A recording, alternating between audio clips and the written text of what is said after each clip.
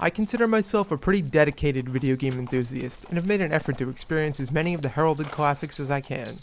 Even still, with the sheer number of games regarded as touchstone releases by someone, it would be pretty much impossible to have played them all. Whether because the game was before my time, not on my radar when it first came out, or I simply passed on it in favor of other games, there are many entries on my personal list of significant releases I simply haven't played. As part of my effort to chip away at this list of shame, I'm going to be playing as many of them as I can and sharing my thoughts and impressions. These videos won't simply be reviews, but rather an examination of what it's like to play these games, many of which are more than a decade old, for the first time so far removed from the original release. I'll go into the circumstances that prevented me from playing the game when it was relevant, and of course evaluate it on a critical level. As I'm sure you can guess by the title of this video, the first item to be crossed off my list of shame is Ico.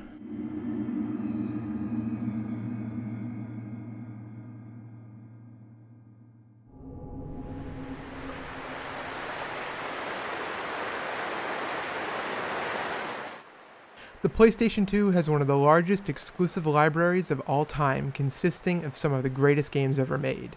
It is also the system I look back on with the most regret, as I really did myself a disservice by overlooking the majority of the console's greatest games. During that time, most of my gaming focus was targeted at first-party Nintendo games on the GameCube and online shooters on the Xbox. I mostly used the PS2 for sports games and missed out on almost all of the PlayStation 2's most well-regarded exclusives. While I have since gone back to play some of them, I still have many more I hope to get to someday. Ico is a game I wasn't even aware existed when it first came out, only hearing about it much later as a passing reference in a review I read for Shadow of the Colossus. It was even longer until I actually took the time to look into it enough to have some idea of what it is, and why it was thought of so highly. Ico was obviously the first game developed by the team inside Sony's Japan studio that would become known as Team Ico.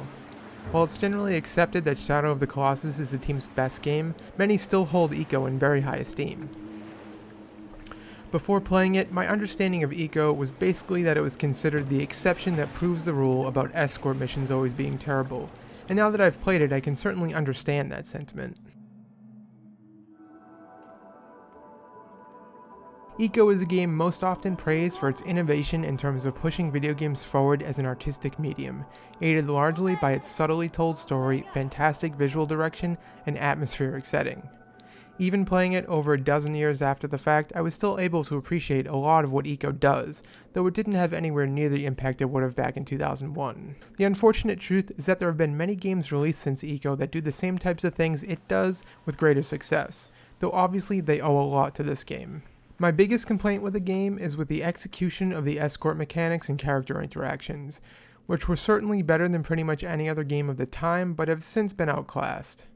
Too often I found myself becoming quite frustrated with the AI and its lack of ability to simply follow, resulting in the constant need to micromanage.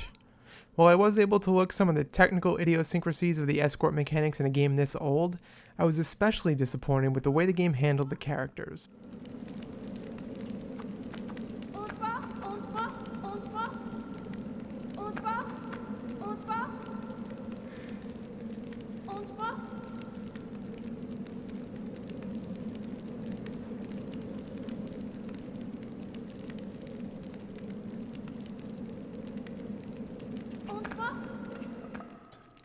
The game stars only two characters, the playable Ico and Yorda, the mysterious girl locked away in the tower. Given the reputation of the game and its development team, I was expecting to grow attached to both of these characters as I played, but that never really happened. The characterization of both Ico and Yorda is quite minimalist, with very little dialogue, some of which is unintelligible, and almost no meaningful interaction between the two. Perhaps I've been spoiled by games like The Last of Us, Enslaved Odyssey to the West, and Brothers: A Tale of Two Sons, but nevertheless I was expecting the relationship between the two main characters to be the focal point of the game, but beyond a few key scenes there really isn't anything there. The ending does get the closest to really establishing the relationship, and it is a very good ending. I just felt like it came too late to really make me care.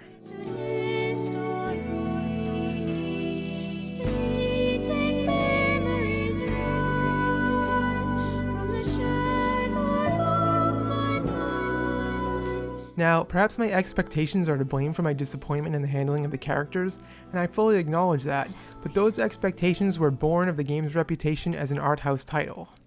Interestingly, I found the game truly excelled as a masterclass in level design rather than as some artistic showpiece. The gameplay mostly revolves around puzzle solving, and the puzzles are incredibly well designed. Whenever you enter a new room, everything you need to know about how to proceed is in plain sight. It's simply up to you to observe your surroundings and come up with a solution. The puzzles almost always occupied that sweet spot where it would take a bit for me to figure out what to do, but once it clicked, the solution seemed incredibly obvious.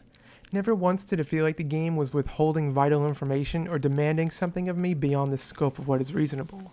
The only complaints I really have amount to minor annoyances, the most troubling of which is the combination of instant death falls and infrequent save points, which can result in having to replay some lengthy sections.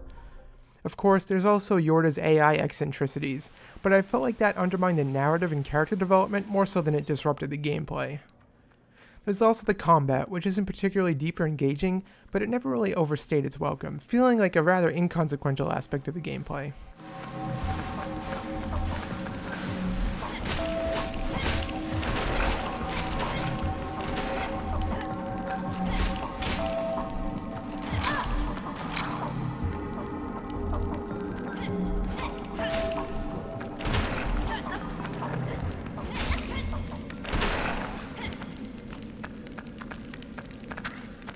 Now, despite my disappointment with the characters and narrative aspects of the game, which were highly praised originally, I can certainly get on board with the praise the game received for its visual direction and atmospheric qualities. The whole game takes place in a single castle, and the art design is fantastic. The game really captures the scale and age of this location. It's in a state of disrepair, but there's also a naturalistic beauty to it, as nature has come to reclaim parts of the castle. The castle is certainly not a friendly place to be, but you also get a sense of how majestic it must have been in its prime. Playing the HD re-release on PS3, the true beauty of the art direction really shines through. There are certainly aspects of the visual design that seem dated, but the way it uses light and shadows to accompany the muted color palette is still striking. The audio presentation is also a real highlight, with the music staying out of the way in favor of quiet and atmospheric ambience where appropriate and really setting the tone perfectly when needed.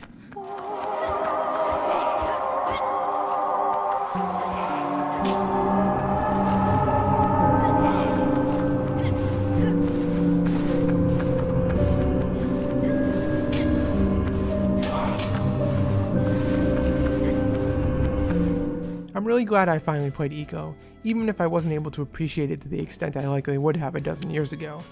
As is the case with most games that innovated and pushed the medium forward, many of the things Ico does well have been done much better in the years since its release. Even still, many aspects of the game still impress, most notably its outstanding level design.